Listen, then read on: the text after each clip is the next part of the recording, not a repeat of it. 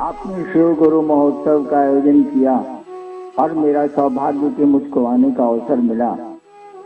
ये जो आयोजन हो रहा है, यह जो कार्यक्रम चल रहा है, इसके पीछे उद्देश्य यह है कि जिस महादेव की पूजा, जिस शिव की पूजा हमारे आपके घरों में सदियों से होती आई है, कई हजार वर्षों से होती आई, और जिनके बारे में बहुत पहले से हमको आपको पता है कि वो गुरु हैं, आदि गुरु हैं, जगत गुरु हैं। इस शिव गुरु महोत्सव में शिव के गुरु स्वरूप की चर्चा होती है। ये आयोजन इसी के निमित्त किया जाता है।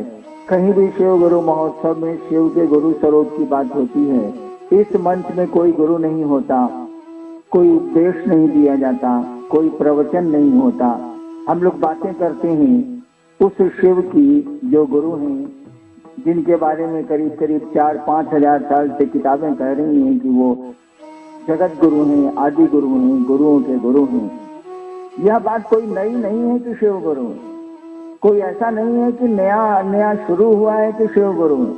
ये बात बड़ी पुरानी है, लोग जानते भी हैं। हम लोगों के की ओर अगर आप जाएंगे, बिहार, झारखंड, उत्तर प्रदेश, इन क्षेत्र राज्यों में, वहाँ लोग बताएंगे कि शिव के गुरु हैं। लोगों को पता है कि शिव गुरु हैं। इसलिए ये बात कोई नई नहीं है कि शिव गुरु है। लेकिन शिव को अपना गुरु मानने का सिलसिला नहीं शुरू हुआ। शिव को अपना गुरु बनाने का, वो जगत गुरु हैं, वो गुरुओं के गुरु हैं, वो आदि गुरु हैं। ये सबको पता है, किताबें बोलती हैं, साधु बोलते हैं, मनीषी बोलते हैं, शास्त्र बोलते हैं। लेकिन उस शिव को अपना गुरु, उसको भगवान मानने की परंपरा तो है, खूब है, बड़ी व्याप्ति है इसकी। लेकिन शिव को अपना गुरु मानने का सिलसिला नहीं शुरू हुआ भारत के इतिहास में, इतिहास में कभी नहीं शुरू हुआ। अब ये बात कही जा रही है, और आपको प्रोफेसर साहब बता भी रहे थे कि जिसने इस काम को शुरू किया, मैंने शुरू किया था इस काम को कहना कि आप करें, शिव को अपना गुरु बनाएं। मुझको भी नहीं पता था कि शिव गुरु है। मैं तो लोगों से भी मैंने नहीं सुना था कि शिव गुरु है। मुझको तो कोई जानकारी नहीं। मैं जब विद्यार्थी था तो स्मशान वगैरह की साधना करता था, लेकिन कुछ हासिल नहीं हुआ। तो 15 साल के बाद मेरे मन में एक ख्याल आया था, बस ख्याल आया था और कुछ नहीं। मुझको कोई सूचना नहीं थी कि शिव गुरु है, मैं नहीं जानता था। ख्याल आया था कि गुरु भगवान होते हैं तो भगवान गुरु क्यों नहीं है।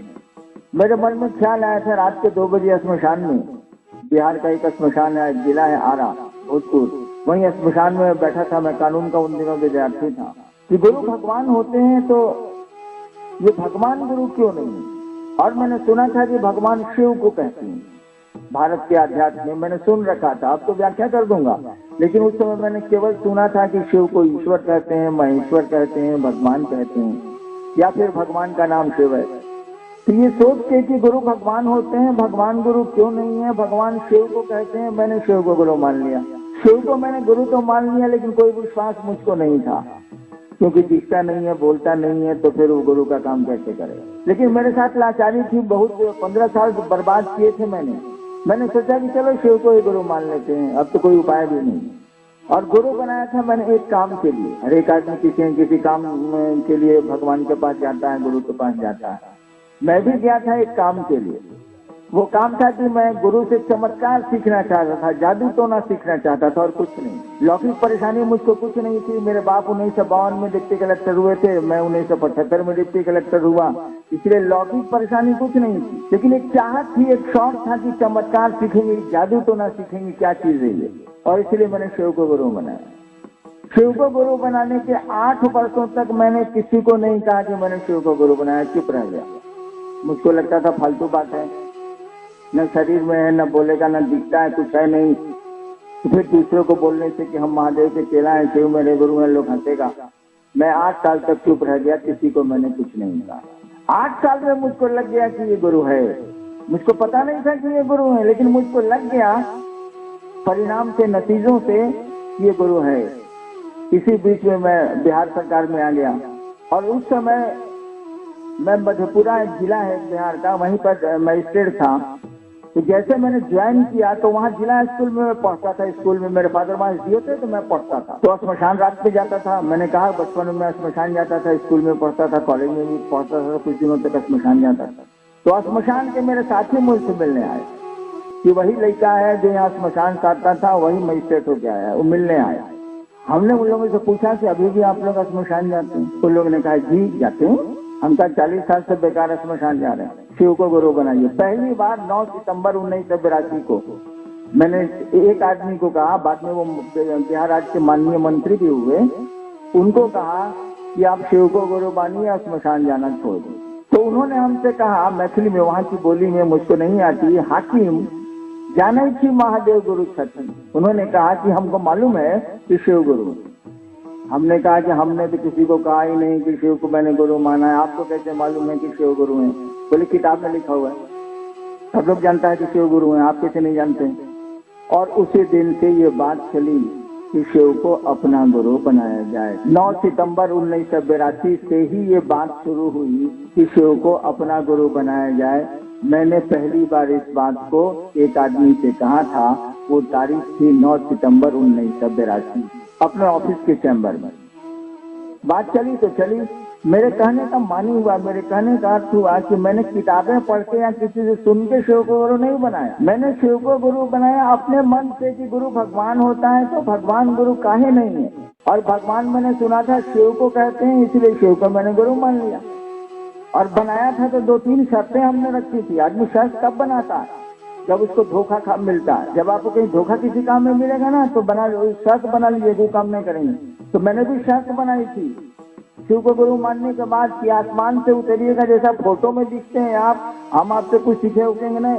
दूसरी शर्त मैंने बनाई थी कि आदमी के रूप में आइएगा, कहिएगा कि हम ही महादेव हैं, तब भी आपको हम गुरु नहीं मानेंगे, आपसे कुछ सीखे उठेंगे नहीं। और तीसरी शर्त मैंने बनाई थी कि 15 साल से जितनी साधना, जितने मंत्र मैं जप रहा था, अभी के बाद नहीं जपूंगा। आप बोलिएगा तब जपेंगे, आप बताइएगा तब जपेंगे। अभी तो हम जानते थे कि न बोलेगा न दिखता ही नहीं तो बोलेगा, आप कहिएगा तब हम करेंगे।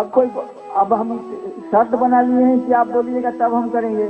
आदत 15 साल की खेल रही है, आदत जो पड़ गई है आपको तो आपको ठेलेगी। लाख आप क्रिया खा लीजिए, कसम खा लीजिए, वो ठेल रही है। मैं बैठ के रोता था कि साला कहाँ फंस गया मैं, इस शिव को गुरु मान के तो मैं फंस गया। तो मैं बैठ के रोता था। लेकिन एक बात कहूँ आप, अगर शिव के लिए शिव के पास आप रो सकते हैं तो आसमान फट सकता है। अमूमन हम लोग शिव के लिए या भगवान के पास या देवताओं के पास अपने लिए रोते हैं, लेकिन शिव के लिए कोई शिव के सामने रोए तो आसमान फट सकता है, धरती अपनी जगह छोड़ सकती है, हर असंभव कार्य हो सकता है। तो मैं बैठ के रोता था कहाँ फंस गया। हालांकि नौकरी में आ गया था, लेकिन उदास उदास रहता था कि पूरी जिंदगी बर्बाद हो गई, चले थे कहाँ पहुंच गए कहाँ। और शिव को गुरु मानने की बात चली। हम लोगों ने कहा कि शिव को गुरु मान के 3 काम करिए। जो हमने सीखा था लोगों को बताया, 3 काम करिए। पहला काम कि अपने गुरु से दया मांगने की कोशिश करिए, उनको ये संवाद दीजिए, मन ही मन उनको ये संवाद दीजिए, मन ही मन ये संप्रेषण करिए कि हे शिव आप मेरे गुरु हैं, मैं आपका शिष्य हूँ, मुझ पर आप दया करिए। क्योंकि मन तो हम लोगों को भगवान समझे हुए बैठा हुआ है, शिव को भगवान समझ के हम लोग बैठे हुए हैं। गुरु मानने की आदत हमारे आपके मन को नहीं है, शिव को। इसीलिए पहला काम हम लोगों ने कहा कि 3 सूत्र दिए गए ना, शिव को गुरु मान के 3 काम करते हैं, 3 सूत्र दिए गए। पहला सूत्र इसी के लिए है कि हम लोग को आदत है नहीं शिव को गुरु मानने की, तो मन पहले पकड़ता ही नहीं है कि शिव मेरे गुरु हो, तो पकड़े हुए भगवान है। तो हम लोगों ने कहा कि आप ये मन ही मन कहिए कि आप मेरे गुरु हैं, हम पर दया कर दीजिए।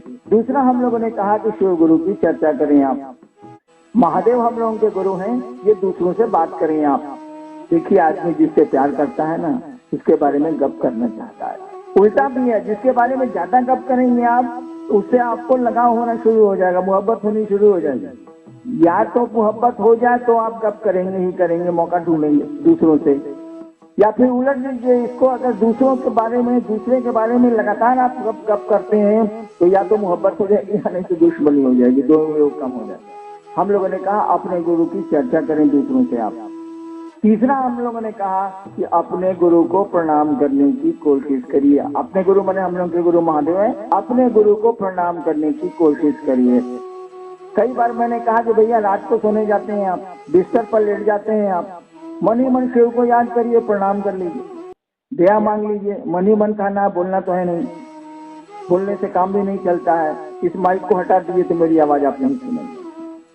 और सुबह उठते हैं तो शिव को याद कर लीजिए, प्रणाम कर लीजिए, ये संप्रेषण करिए कि आप हमारे गुरु हैं, हम पर दया करिए, और परिवर्तन आपको दिखेगा।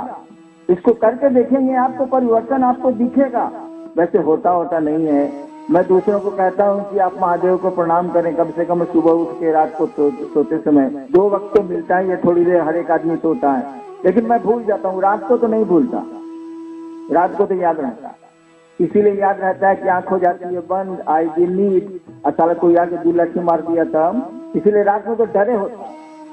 और मैं शासन में प्रशासन में भी रहा हूँ, प्रशासन में सुरक्षा भी देखनी पड़ती है, तो रात में तो डर से हो जाता है, मने मन डर लगेगा कि अब तो सूझ जाएंगे, आज साला गड़बड़ हो गया कहीं, साहब जिंदा रहेंगे तो कम से कम मारने वाले के हाथों पकड़ेंगे, सर सूझ गए तब तो कोई उपाय नहीं है। तो हो जाता है, रात में तो हो जाता है कि ये महादेव जरा दया करिए, मने मन अपना कह के प्रणाम वनाम करके सूझ गए। अब मन में रहे करता है जब ठीक ठाक बोले, उठे नहीं रहता नहीं साला चलिए जाए। सुबह तो नहीं होता, सुबह प्रणाम हमसे तो नहीं होता, और लोगों की बात में नहीं जानता। सुबह उठूंगा, नींद खुलेगी तो मेरे माथे के पास एक घंटी का स्विच, उस घंटी के स्विच को उठते उठते दाब दूंगा। किचन में घंटी बजेगी रसोई में, वहाँ के लोग समझ जाएंगे साहब उठ गए, चाय दे दो। हम लाख कोशिश करते हैं कि महादेव याद आ जाए, ससुरी चाय याद आ जाती है, महादेव याद नहीं आता। साहब हम दूसरा उपाय किया, हम अच्छा और साले को हम सिखाते हैं। बहुत लोग खैनी खा के लेटरिन जाता है, बिहार वगैरह में यूपी में देखिएगा, गुल मार के खैनी खा के लेटरिन जाता है, स्टीम बनाता। मैंने कहा कि मैं तो कोई नशा खाता ही नहीं, मैं क्या करूं? तो लेटरिन में जाता हूं, पहले महादेव को याद कर लूंगा, हर पेट दया मांग लूंगा, फिर अच्छा मेरा पेट साफ हो जाएगा।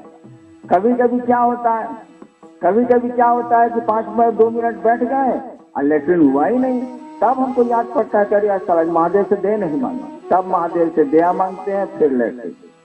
आपने तो हंस दिया, मुझको भी अच्छा लगा कि आपने आपको हंसी आई, लेकिन सोचिए जब शौचालय में लेटरिन में अपने दूर गए बेटे को आदमी याद कर सकता है, अपने बीमार माँ बाप को याद कर सकता है, अपनी बहन को याद कर सकता है, अपने परिवार और परिजन को याद कर सकता है, अपने प्रेमी जनों को याद कर सकता है, तो शिव भी तो आपका प्रेमी जन ही है, वो आपका गुरु है भाई साहब। उससे ज्यादा प्रेम आपको किससे हो गया है? तो क्या शौचालय में बेटे को याद कर सकते हैं, भाई को याद कर सकते हैं, पत्नी को याद कर सकते हैं, पति को याद कर सकते हैं, शिव को याद नहीं कर सकते क्या? अरे शौचालय शिवालय कहीं भी याद करिए, वो तो शिव है ही, हर जगह है, कहाँ नहीं है। तो हम लोगों ने कहा कि 3 काम आपको करने हैं, ये संप्रेषण करके कि आप मेरे गुरु हैं, दया करिए। दूसरा काम हम लोगों ने कहा कि आप अपने गुरु की दूसरों से चर्चा करें। तीसरा अपने गुरु को प्रणाम करने की कोशिश करिए, प्रणाम होगा नहीं।